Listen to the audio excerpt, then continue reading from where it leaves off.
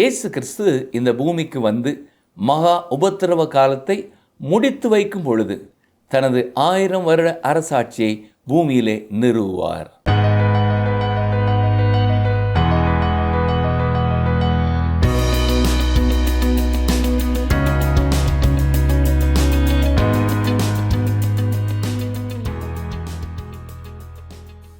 வேத வசனம் என்னும் வெளிச்சத்தில் நடக்க வேண்டும் என்கிற வாஞ்சையோடு கற்று வருகிற WRT நேயர்களை இயேசு கிறிஸ்துவின் இன்ப நாமத்திலே வாழ்த்துகிறோம். நாம் கடந்த பாடத்திலே நாம் தேவனை வைக்க வேண்டிய இடத்திலே எதை வைக்கிறோமோ அதுவே நமக்கு விக்கிரகமாக இருக்கிறது என்றும், இன்று அநேக தேவ பிள்ளைகள் உலகத்தோடு ஒத்து போகிறவர்களாக காணப்படுகிறார்கள் என்றும், தீரு என்கிற பட்டணம் சீதோனின் மகள் என்று உருவகமாக சொல்லப்படுகிறது, வரலாற்று பூர்வமாகவும் இதுதான் உண்மை என்றும், தீர்க்கதரிசி தீருவை வேசியோடு ஒப்பிட்டு சொல்கிறார். ஏனெனில் அதன் வியாபாரம் சுத்தமானதல்ல. மகா உபத்திரவத்தின் நாட்களிலே தீரு மீண்டும் ஒரு புகழ்பெற்ற நாடாக மாறும் என்றும் கற்றுக்கொண்டோம். இன்று நாம் ஏசாயா 24ஆம் அதிகாரம் 16ஆம் வசனம் முதல் 26ஆம் அதிகாரம் 18ஆம் வசனங்கள் வரை கற்றுக்கொள்ளப் போகிறோம். இந்த பாடத்திலே மகா உபத்திரவத்தின் காலம் எப்படி இருக்கும், 1000 வருட அரசாட்சி குறித்து தீர்க்கதரிசி என்ன கூறுகிறார், துன்பங்களை குறித்து கண்ட தரிசனம் என்ன என்பதை ஆழமாக கற்றுக்கொள்ள உங்களை அழைக்கிறோம். வாருங்கள் நிகழ்ச்சிக்குள் கடந்து செல்லலாம்.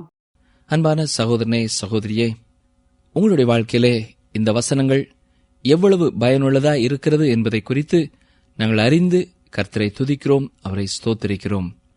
இன்னும் தொடர்ந்து ஏசாயா தீர்க்கதரிசியின் புத்தகத்தை நாம் கற்றுக்கொள்கிறோம். ஏசாயா 24ஆம் அதிகாரம் 16ஆம் வசனத்தை பாருங்கள். நீதிபரனுக்கு மகிமை என்று பாடும் கீதங்களை பூமியின் கடையாந்தரத்திலிருந்து கேட்கிறோம். நானோ இளைத்து போனேன், இளைத்து போனேன், எனக்கு ஐயோ, துரோகிகள் துரோகம் பண்ணுகிறார்கள், துரோகிகள் மிகுதியாய் துரோகம் பண்ணுகிறார்கள் என்கிறேன். இங்கே நானோ இளைத்து போனேன், இளைத்து போனேன் என்று தீர்க்கதரிசி மகா உபத்திரவ காலத்தின் வேதனைகளை பார்த்துவிட்டு கதறுகிறார். அவ்வளவு கொடிதானது அது. ஒரு வேத வல்லுனர் இந்த வார்த்தைகளை இவ்விதம் சொல்லுகிறார். நானோ துன்பத்திற்குள்ளானேன், துன்பத்திற்குள்ளானேன் என்கிறார். ஆம், இது வேதனையான காலம். நம்முடைய இயேசு கிறிஸ்துவும் இந்த கொடிய காலத்தை குறித்து தெளிவுபட கூறியிருக்கிறதை மத்தேயு எழுதின சுவிசேஷம் 24ஆம் அதிகாரம் 21, 22ஆம் வசனங்களிலே காண முடியும். ஏனெனில் உலகம் உண்டானது முதல் இதுவரைக்கும் சம்பவித்திராததும் இனிமேலும் சம்பவியாததுமான மிகுந்த உபத்திரவம் அப்பொழுது உண்டாயிருக்கும். அந்நாட்கள் குறைக்கப்படாதிருந்தால் ஒருவனாயிலும் தப்பிப் போவதில்லை. தெரிந்து கொள்ளப்பட்டவர்களின் நிமித்தமோ அந்த நாட்கள் குறைக்கப்படும் என்கிறார். எவ்வளவு கொடிய காலம் என்று பார்த்தீர்களா? ஏசாயா 24:17 பாருங்கள். தேசத்து குடிகளே, திகிலும் படுகுழியும் கண்ணியும் உங்களுக்கு நேரிடும். அந்நாட்களில் பூமியின் மீது 3 விதமான ஆபத்துகள் வரும் என்று இந்த வசனம் சொல்கிறது. முதலாவது திகில். இந்த உலகத்திலே பயத்திலிருந்து விடுதலை என்பது சாத்தியமற்றது, பெற முடியாதது. இன்றும் அநேக மேதைகள் பயத்திலிருந்து மனிதனை விடுவிக்க என்ன வழி என்று ஆராய்ந்து சொன்னாலும் அது ஒன்றுமே மனிதனை விடுவிக்கிறதில்லை, விடுவிக்கவும் முடியாது. மனித உள்ளங்களிலே அதிருப்தியும் திகிலும் நிறைந்து காணப்படுகின்றன. குறிப்பிட்ட நாட்டிலே மட்டுமல்ல, எல்லா இடங்களிலேயும். அதே வேளையிலே மகா உபத்திரவத்தின் நாட்களிலே இதைவிட திகில் பெருகும் என்றால் எப்படி இருக்கும் என்று யோசித்து பாருங்கள். இரண்டாவது படுகொலி. இது சாவுக்குரிய ஆபத்தை குறிக்கிறது. உலகில் இன்று அணுகுண்டு அபாயம், கொள்ளை நோய் அபாயம் மற்றும் இயற்கை சீரழிவின் அபாயங்களை பார்க்கிறோம். இவை எல்லாமே மனிதனை படுகொலிக்கு நேராக கொண்டு செல்கின்றவை. ஆனால் கர்த்தர் சொல்லுகிறார், ஜனங்கள் யாவரும் அழிந்து போவதில்லை என்று சொல்லுகிறார். இயேசு கிறிஸ்துவின் வார்த்தையை கேளுங்கள். அந்நாட்கள் குறைக்கப்படாதிருந்தால் ஒருவனாயிலும் தப்பிப் போவதில்லை. தெரிந்து கொள்ளப்பட்டவர்களின் நிமித்தமோ அந்த நாட்கள் குறைக்கப்படும் என்று சொல்லுகிறார். அதாவது இந்த ஜனங்கள் முழுவதும் அழிந்து போகாதபடிக்கு நாட்கள் குறைக்கப்பட்டிருக்கிறது. மூன்றாவதாக கண்ணி என்ற வார்த்தையை பார்க்கிறோம். இது வஞ்சனையை குறிக்கிறது. இயேசு கிறிஸ்து ஒலிவமலை பிரசங்கத்தின் போது கூறிய வார்த்தைகளிலே இதற்கு சரியாக பொருந்துகிற விளக்கம் இருக்கிறது. மத்தேயு 24:4 பாருங்கள். ஒருவனும் உங்களை வஞ்சியாதபடிக்கு எச்சரிக்கையாயிருங்கள். அந்நாட்களிலே மக்கள் உபத்திரவ காலங்களுக்குள் நுழையும் போது 1000 வருட அரசாட்சிக்கான பொற்காலத்திற்குள் நுழைகிறதாக நினைப்பார்கள். அவர்கள் வஞ்சிக்கப்படுவதால் அவ்வாறு நினைப்பார்கள். இன்றும் அநேக உலக தலைவர்கள் உலகத்திலே 1000 வருட அரசாட்சியை கொண்டு வந்துவிட முடியும் என்றே எண்ணுகிறார்கள். ஆனால் அவர்களால் ஒன்று முடியும், மகா உபத்திரவ காலத்தை கொண்டு வந்துவிட முடியும். அந்தி கிறிஸ்து அவர்களை மேற்கொள்வான். மகா உபத்திரவ காலத்தில் நுழையப் போகும்போது தாங்கள் 1000 வருட அரசாட்சிக்குள் நுழைவதாக ஜனங்கள் நினைப்பார்கள். அந்தி கிறிஸ்துவின் குணநலன்களில் ஒன்று மக்களை வஞ்சிப்பது. அவன் ஏமாற்றுகிறவன். ஏனென்றால் அவனுடைய தகப்பனாகிய பிசாசானவன் அப்படிப்பட்டவனே. கிறிஸ்துக்குள் பிரியமான சகோதரனே, சகோதரியே, இன்றும் கூட அநேக மக்கள் வஞ்சிக்கப்பட்டுள்ளார்கள். தங்களுடைய வாழ்க்கையை குறித்து அவர்கள் ஏமாற்றப்பட்டுள்ளார்கள். எத்தனை பேர் இன்று நித்திய வாழ்க்கையை குறித்து சிந்திக்கிறார்கள்? அநேகர் அப்படி சிந்திக்கிறதில்லை. அநேகர் இன்றைய இப்போதைய வாழ்க்கையை குறித்தே கவலைப்படுகிறார்கள். அறிவியல் உலகம் தேவ பக்தியை குலைக்க விரும்புகிறது. நீங்கள் அறிவியல் அறிஞர்களாலோ மேதைகளாலோ கேள்விப்படும் செய்திகளாலோ பணபலத்தாலோ பெரிய நபர்களாலோ இன்னும் எவராலுமே வஞ்சிக்கப்படலாம். தேவனை விட்டு திருப்பப்படலாம். இவ்வுலக வாழ்க்கையை முக்கியத்துவப்படுத்தி வாழ அழைக்கப்படலாம். அவர்களை நோக்கி திரும்பாதிருங்கள். உங்களுக்கு உதவும் கண்மலையாகிய இயேசு கிறிஸ்துவை நோக்கியே நீங்கள் திரும்புங்கள். அவரே நமக்கு ஞானமானவர். அவரே நம்முடைய ஒரே நம்பிக்கை. மகா உபத்திரவத்தின் நாட்களிலே ஜனங்கள் அந்தி கிறிஸ்துவினாலே வஞ்சிக்கப்படுவார்கள். அவன் அவர்களை பார்த்து ஏமாளிகளே என்பான். ஏனென்றால் அவர்கள் அப்படி ஆகி போவார்கள். சாத்தானானவன் பல 1000 ஆண்டுகளாக மக்களை பார்த்து இவ்விதமே சொல்லிக் கொண்டிருக்கிறான். நாமும் இயேசு கிறிஸ்துவனிடத்தில் திரும்பாத பட்சத்திலே அவ்விதமாகவே ஏமாளிகளாக ஆகி போய்விடுவோம்.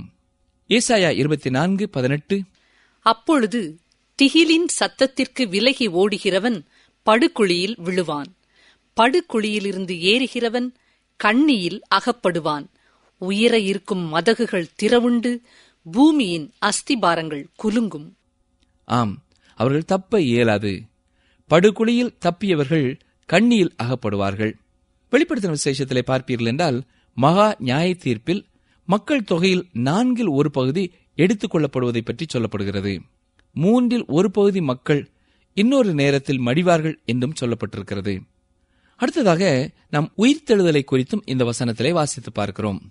ஏசாயா 24:22 பாருங்கள். அவர்கள் கெபியில் ஏகமாய் கட்டுண்டவர்களாக சேர்ந்து காவலில் அடைக்கப்பட்டு அநேக நாள் சென்ற பின்பு விசாரிக்கப்படுவார்கள். அவர்கள் மரணத்திற்குள் செல்வார்கள், மீண்டும் உயிர்ப்பிக்கப்படுவார்கள் என்றே இங்கே பார்க்கிறோம். மகா உபத்திரவ நாட்களில் மரிக்கும் பரிசுத்தவான்கள் இந்த முதலாம் உயிர்த்தெழுதலில் பங்கடைவார்கள் என்று சொல்லலாம். வெளிப்படுத்தின விசேஷம் 20:4 பாருங்கள். இயேசுவை பற்றிய சாட்சி நிமித்தமும் தேவனுடைய வசனத்தின் நிமித்தமும் சிரச்சேதம் பண்ணப்பட்டவர்களுடைய ஆத்மாக்களையும் மிருகத்தையாவது அதன் சொரூபத்தையாவது வணங்காமலும் தங்கள் நெற்றியிலும் தங்கள் கையிலும் அதன் முத்திரையை தரித்துக் கொள்ளாமலும் இருந்தவர்களையும் கண்டேன். அவர்கள் உயிர்த்து கிறிஸ்துவுடனே கூட 1000 வருஷம் அரசாண்டார்கள் என்று பார்க்கிறோம். இந்த மகா உபத்திரவ காலம் ராஜாவின் வருகைக்கு பின்பதாக முடிவுக்கு வரும் என்று வெளிப்படுத்தல் 19 11 முதல் 16 வரையுள்ள வசனங்களிலே பார்க்கிறோம். ஏசாயா 24 23 அப்பொழுது சேனைகளின் கர்த்தர் சீயோன் மலையிலும் எருசலேமிலும் ஆளுகை செய்வதால் சந்திரன் கலங்கும், சூரியன் நாணமடையும், அவருடைய மூப்பர்களுக்கு முன்பாக மகிமை உண்டாயிருக்கும். இயேசு கிறிஸ்து உலகில் ஆளுவதற்காக வரும்போது இயற்கையும் கூட அதை குறித்து சில மாற்றங்களை அடையும் என்று இங்கே பார்க்கிறோம். சந்திரன் கலங்கும், சூரியன் நாணமடையும் என்று இங்கே வாசிக்கிறோம். இந்த மகா உபத்திரவ காலத்தை இயேசு கிறிஸ்து ஒருவரே முடிவுக்கு கொண்டு வர இயலும். தொடர்ந்து ஏசாயா 25 பார்ப்போம். இயேசு கிறிஸ்து உலகத்திலே வந்து மகா உபத்திரவ நாட்களை முடித்து வைக்கும்போது அவர் தன்னுடைய 1000 வருட அரசாட்சியை பூமியிலே நிறுவுவார். ஏசாயா 25 மற்றும் 26 அதிகாரங்கள் அவருடைய அரசாட்சியை குறித்தே சொல்லுகின்றன. ராஜா வருகிறார். அப்பொழுது பரலோகத்தின் ராஜ்யம் பூமியில் நிறுவப்படும். பழைய ஏற்பாட்டிலே இது தொடர்ந்து வலியுறுத்தப்படுவதை நீங்கள் காண முடியும். யோவான் ஸ்நானகன் தன்னுடைய ஊழியத்தை ஆரம்பித்த போது, மனம் திரும்புங்கள், பரலோக ராஜ்யம் சமீபமாயிருக்கிறது என்று கூறினான். இயேசு கிறிஸ்துவின் பிரசங்கமும் இந்த கருத்தை கொண்டே ஆரம்பமானது என்று நாம் அறிவோம். ஆனால் உலகம் அவரை ராஜாவாக ஏற்றுக்கொள்ளவில்லை. ராஜா இல்லாமல் ஒரு ராஜ்யம் இருக்க முடியாது. அவர் ராஜாதி ராஜாவாக ஏற்றுக்கொள்ளப்படாத பட்சத்திலே அவர் ஒவ்வொரு தனி நபர்களையும் நோக்கி இவ்வாறு அழைப்பு கொடுக்கிறார். பாருங்கள், மத்தேயு 11:28. வருத்தப்பட்டு பாரம் சுமக்கிறவர்களே, நீங்கள் எல்லாரும் என்னிடத்தில் வாருங்கள், நான் உங்களுக்கு இளைப்பாறுதல் தருவேன் என்கிறார். இன்றும் மக்கள் ஒவ்வொருவரையும் பார்த்து இயேசு கிறிஸ்து இதே வார்த்தையை சொல்லித்தான் அழைக்கிறார். பிரியமானவர்களே, உங்களுடைய வாழ்க்கையிலேயும் துக்கத்தோடும் கவலையோடும் பாரத்தோடும் இருக்கிறீர்களா? எப்படிப்பட்ட பாரமாயிருந்தாலும், பழுவான சுமையாயிருந்தாலும் ஆண்டவராகிய இயேசு கிறிஸ்துவண்டை வாருங்கள். அவர் உங்களுக்கு நிச்சயம் இளைப்பாறுதல் தருவார். நீங்கள் உங்களுடைய சுய சித்தத்தை பயன்படுத்தி முடிவெடுக்கும்படி இயேசு அழைப்பு கொடுக்கிறார். உங்களுக்கு தெரிகிறதோ தெரியவில்லையோ, நீங்கள் ஒவ்வொரு நாளும் முடிவெடுத்துக் கொண்டே இருக்கிறீர்கள். நீங்கள் ஒன்று அவரை ஏற்றுக்கொள்கிறீர்கள் அல்லது அவரை ஒதுக்கி விடுகிறீர்கள். இதற்கு மத்தியிலே எந்ததொரு நிலையும் இல்லை. இரண்டில் ஒன்றைத்தான் நீங்கள் செய்கிறீர்கள், ஏற்றுக்கொள்கிறீர்கள். இல்லாவிட்டால் அவரை வெறுத்து ஒதுக்கி விடுகிறீர்கள். மத்தேயு 12:30 அவரோடே இராதவன் அவருக்கு விரோதியாயிருக்கிறான். இந்த ஏசாயா 25 ஒரு பாடலாகும். இதிலே 3 சரணங்கள் உள்ளன. இதுவும் ஏசாயா 12 போல தேவனை துதிக்கும் பாடலாக, மகிழ்ச்சியின் கீதமாக அமைந்திருக்கிறது. பாருங்கள், ஏசாயா 25:1. கர்த்தாவே, நீரே என் தேவன், உம்மை உயர்த்தி உமது நாமத்தை துதிப்பேன். நீர் அதிசயமானவைகளை செய்தீர், உமது பூர்வ ஆலோசனைகள் சத்தியமும் உறுதியுமானவைகள்.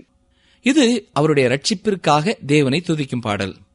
மிகுந்த களி கூறுதலுடன் அவருடைய அற்புதத்தை சொல்லி அவரை தொழுது கொள்ளும் பாடல். இது நிரம்பி வழியும் இருதயத்திலிருந்து வரும் ஒரு பாடல். தேவன் என்றால் யார்? அவர் என்ன செய்தார் என்றதொரு அறிவோடே தேவனை தொழுது கொள்கிறவர்கள் அவர் சந்நிதியிலே வர வேண்டும். இந்த கீத ஆராதனை நம்முடைய சபைகளிலே நடக்கிறது போன்ற ஒரு சாதாரணமான ஆராதனை அல்ல. இந்த பாடலை பாடுகிறவர்கள் தேவனை தொழுது கொள்ள வேண்டும் என்று மிக்க வாஞ்சையுடையவர்கள்.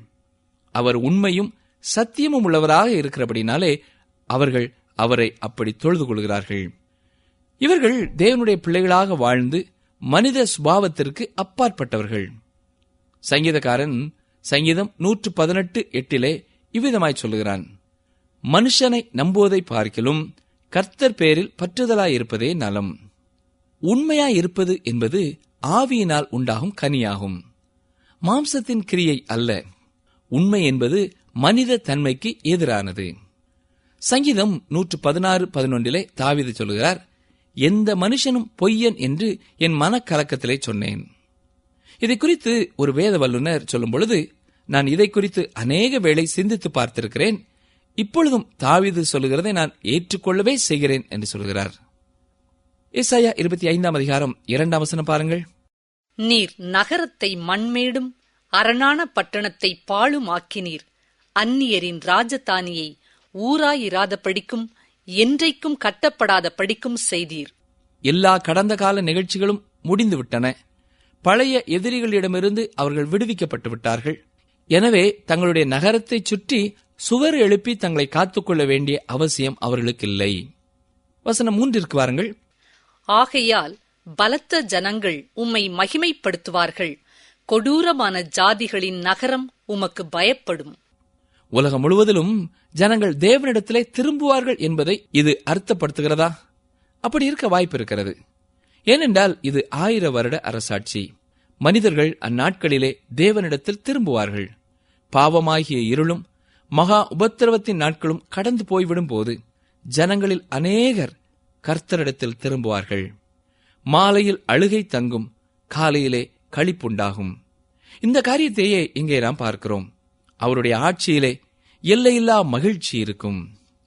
ஏசாயா 25:5 பாருங்கள்.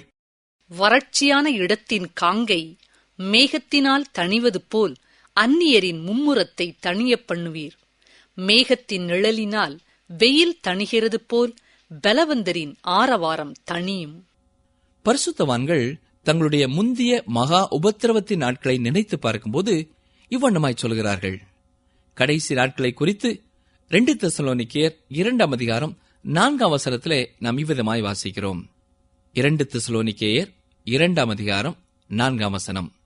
அவன் எதிர்த்து நிற்கிறவனாயும் தேவன் எனப்படுவது எதுவோ ஆராதிக்கப்படுவது எதுவோ அவை எல்லாவற்றிற்கும் மேலாக தன்னை உயர்த்துகிறவனாயும் தேவனுடைய ஆலயத்தில் தேவன் போல உட்கார்ந்து தன்னைத்தான் தேவன் என்று காண்பிக்கிறவனாயும் இருப்பான்.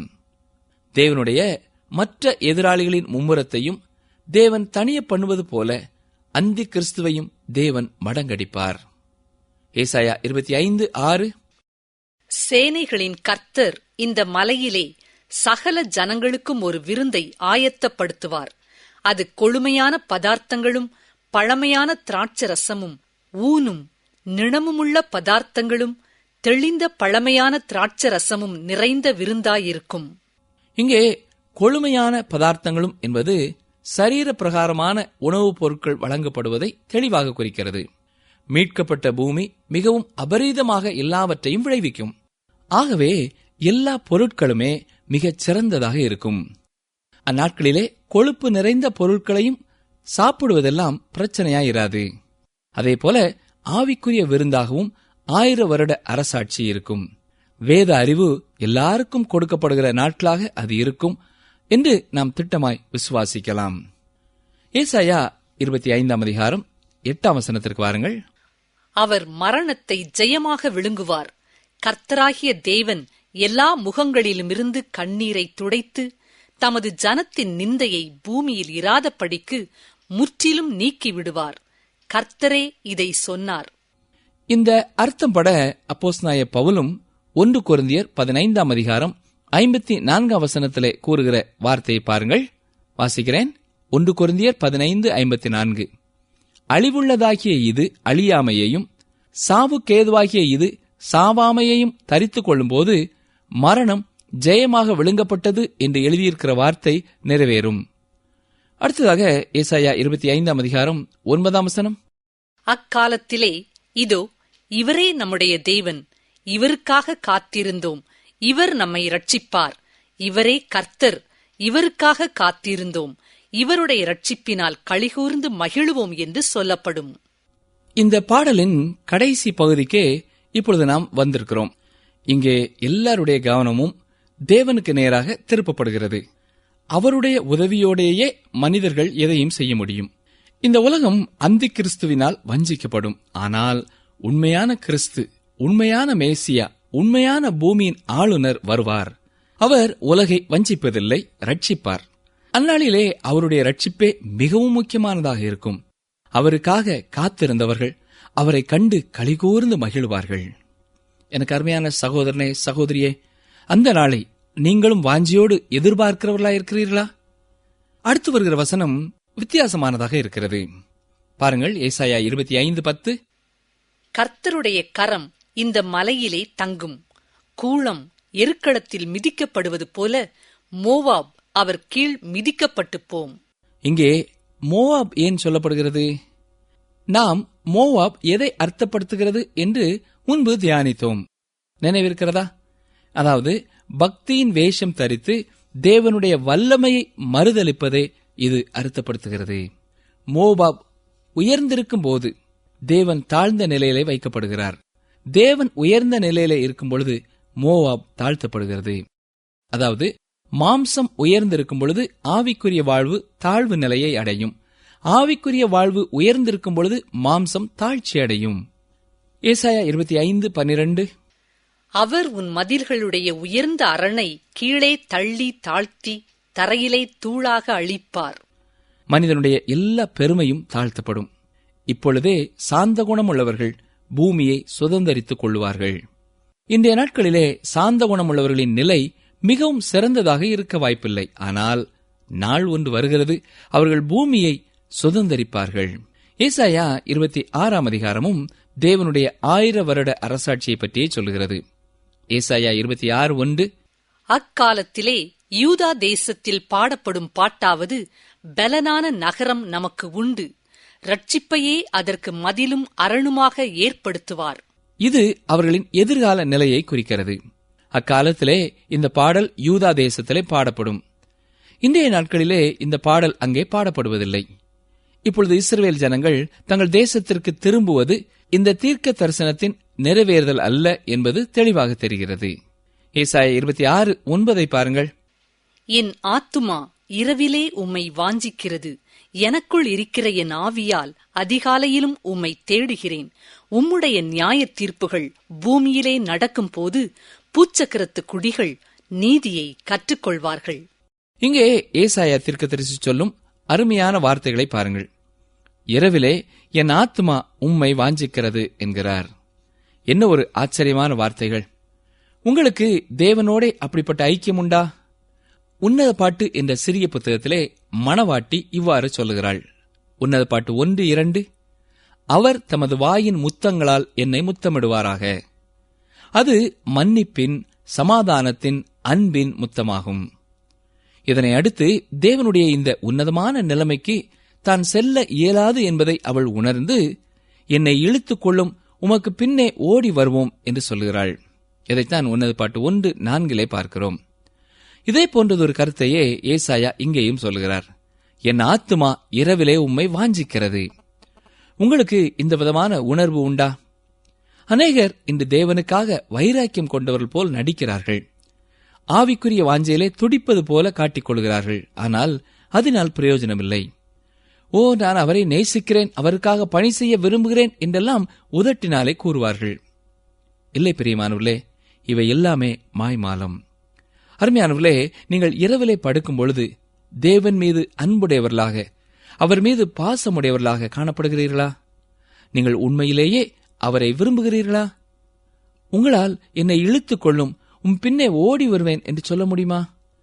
1000 வருட அரசாட்சியில் அவர்கள், என் ஆத்துமா இரவிலே உம்மை வாஞ்சிக்கிறது, எனக்குள் இருக்கிற என் ஆவியால் அதிகாலையிலும் உம்மை தேடுகிறேன் என்பார்கள். நீங்கள் உங்கள் ஆவிக்குரிய வாழ்க்கையிலே தேவனை விட்டு தூரம் போனது போன்ற உணர்வை எப்பொழுதாவது அடைந்ததுண்டா? அவருடைய சித்தத்தை விட்டு, அவருடைய விருப்பத்தை விட்டு வெளியே ஓடிவிட்டதாக உணர்ந்திருக்கிறீர்களா? அப்படி ஒரு உணர்வு வரும்பொழுது தேவனிடம் சென்று, கர்த்தாவே, நான் இந்த காரியங்களிலே உம்மை விட்டு தூரம் சென்று விட்டேன், என்னை மன்னித்துக் கொள்ளும் என்று கதறி இருக்கிறீர்களா? இந்த ஒரு உணர்வும் ஐக்கியமும் உங்களிடத்திலே இருக்கும் என்றால் நீங்கள் தேவனோடு உள்ள ஐக்கியத்திலே பலப்படுவீர்கள். ஏசாயா 26:18 நாங்கள் கற்பமாய் இருந்து வேதனைப்பட்டு காற்றை பெற்றவர்களைப் போல் இருக்கிறோம். தேசத்தில் ஒரு ரட்சிப்பையும் செய்ய மாட்டாதிருக்கிறோம். பூச்சக்கரத்து குடிகள் விழுகிறதுமில்லை. காற்றை பெற்றவர்களைப் போல இருக்கிறோம் என்று இங்கே தீர்க்கதரிசி சொல்கிறார். அதாவது அவர்களுடைய துன்பங்கள் ஒரு பலனையும் தரவில்லை, கனியை உண்டாக்கவில்லை. இந்த மகா உபத்திரவத்தின் நாட்கள் துன்மார்க்கருடைய இருதயத்தை மாற்றவில்லை. அவர்கள் பரலோகத்தின் தேவனை தொடர்ந்து தூஷித்துக் கொண்டேதான் இருப்பார்கள். அருமையானவர்களே, இன்றைய நாட்களிலேயும் உங்களுடைய வாழ்க்கையிலே காணப்படும் துன்பங்கள் கற்ப வேதனையைப் போல இருக்கிறது. ஒன்று, இது நல்ல பலனை பிறப்பிக்க வேண்டும். இல்லாவிட்டால் இது ஒரு காற்றைப் போன்றே கடந்துவிடும். இன்று அநேகர் இவ்விதமாக ஒன்றுமில்லாத காரியத்திற்கு பாடுபடுகிறார்கள். காற்றைப் போன்றவற்றை பெறுகிறார்கள். ஏனென்றால் எல்லாமே தேவனுடைய நாம மகிமைக்கென்று நடக்கின்றது என்று அவர்கள் விசுவாசிப்பதில்லை. நாம் தேவனுக்கென்று நல்ல கனியை பெற்றுக் கொடுக்கிறவர்களாக இருப்போமானால் நாமும் 1000 வருட அரசாட்சியிலே வாழ்வது போன்ற பாக்கியத்தை பெற்றுக்கொள்வோம். ஜெபிப்போம். எங்களை நேசிக்கிற எங்கள் நல்ல கர்த்தாவே, இன்றும் நாங்கள் கற்றுக்கொண்ட உம்முடைய வசனங்களுக்காக உமக்கு ஸ்தோத்திரம். எதிர்காலத்திலே நடக்கப் போகிற அநேக உண்மைகளை எங்களுக்கு நீர் விளக்கி காட்டியதற்காக உமக்கு ஸ்தோத்திரம் செலுத்துகிறோம். உம்முடைய ராஜ்யம் வருவதாக என்று சொல்லி நாங்கள் ஜெபிக்கும் பொழுதெல்லாம் உம்முடைய வருகைக்கு ஆயத்தப்பட்டவர்களாக எங்களை காத்துக்கொள்ள எங்களுக்கு உதவி செய்யும். எங்களுடைய வாழ்க்கையிலே இன்னமும் சரி செய்யப்பட வேண்டிய காரியங்கள் இருக்கும் என்றால் அதை குறித்து எங்களோடு பேசி எங்களை திருத்தி உம்முடைய வழியிலே எங்களை நடத்தும். கஷ்டங்கள், பாடுகள் வழியாக கடந்து வருகிற உம்முடைய பிள்ளைகளுக்காக ஜெபிக்கிறோம். அது அவர்களை இன்னமும் தூய்மைப்படுத்தட்டும், உமக்கு நேராய் வழி நடத்தட்டும். மீட்பர் இயேசு கிறிஸ்துவின் நாமத்தினாலே மனத்தாழ்மையோடு வேண்டிக் கொள்கிறோம் பிதாவே, ஆமேன். அன்பர்களே, தொடர்ந்து எங்களுடன் இணைந்தமைக்கு நன்றி கூறுகிறோம். இந்த நாளிலும் நாம் கற்றுக்கொண்ட சத்தியங்களை சற்றே திரும்பி பார்ப்போமா? மகா உபத்திரவத்தின் நாட்களில் பூமியின் மீது 3 விதமான ஆபத்துக்கள் வரும். முதலாவது திகில், இரண்டாவது படுகுழி, மூன்றாவதாக கண்ணி, அதாவது வஞ்சகம். அந்தி கிறிஸ்துவின் குணநலன்களில் ஒன்று அவன் வஞ்சிக்கிறவன், ஏமாற்றுகிறவன். இயேசு கிறிஸ்து இந்த உலகத்தில் ஆளுகை செய்ய வரும்போது இயற்கையில் கூட சில மாற்றங்கள் ஏற்படும். துக்கத்தோடும் கவலையோடும் பாரத்தோடும் இருக்கிறவர்களை இயேசு கிறிஸ்து அவரண்டை வருமாறு நம்மை அழைக்கிறார். உண்மையாக இருப்பது என்பது ஆவியினால் உண்டாகும் கனி. 1000 வருட அரசாட்சியின் போது ஜனங்களில் அநேகர் கர்த்தரிடத்தில் திரும்புவார்கள். பக்தியின் வேஷம் தரித்து தேவனுடைய வல்லமையை மறிதலிப்பதை மோவாப் அர்த்தப்படுத்துகிறது. அதாவது மாம்சம் உயர்ந்த நிலையில் இருக்கும்போது ஆவிக்குரிய வாழ்வு தாழ்ந்த நிலையை அடையும். அதுபோல ஆவிக்குரிய வாழ்வு உயர்ந்திருக்கும் போது மாம்சம் தாழ்த்தப்படும். நன்றி நேயர்களே, மீண்டும் நாம் அடுத்த நிகழ்ச்சியிலே சந்திப்போம். கர்த்தர் உங்களை ஆசீர்வதிப்பாராக. ஆமென். நீங்கள் ஒருவரிலொருவர் அன்பாயிருங்கள். நான் உங்களில் அன்பாயிருந்தது போல நீங்களும் ஒருவரிலொருவர் அன்பாயிருங்கள். யோவான் 13:34.